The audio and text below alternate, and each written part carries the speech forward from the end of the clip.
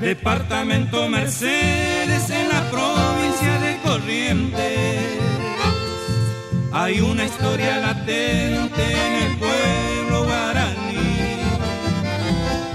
Cuentan la gente que allí vivió un criollo campesino, un gaucho bien correntino y se llamaba Antonio Gil.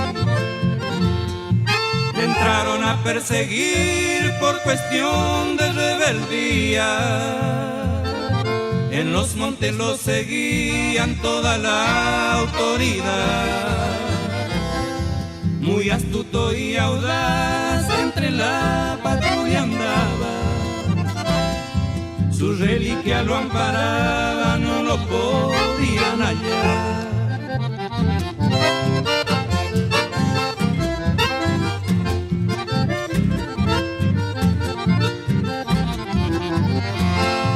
Y un trágico 8 de enero después de San Baltasar, vino se puso a tomar en un boliche del Pago. Allí mismo fue rodeado y sin defensa aquel valiente se entregó mansamente al sentirse traicionado.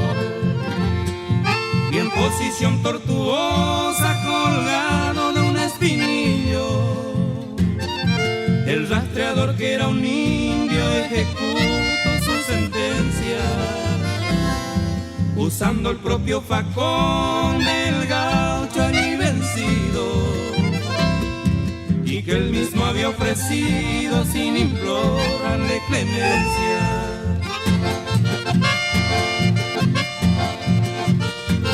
Y a una legua de Mercedes, en un colorido templete, le rinden humildemente sagrada veneración. Le ofrendan música y canto con banderas coloradas, la gente de todos lados que van llegando en procesión.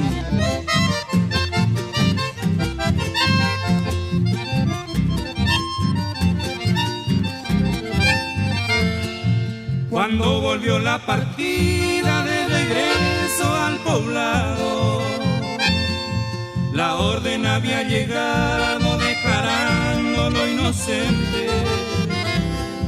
Fue así que injustamente cayó en su fatal destino este gaucho correntino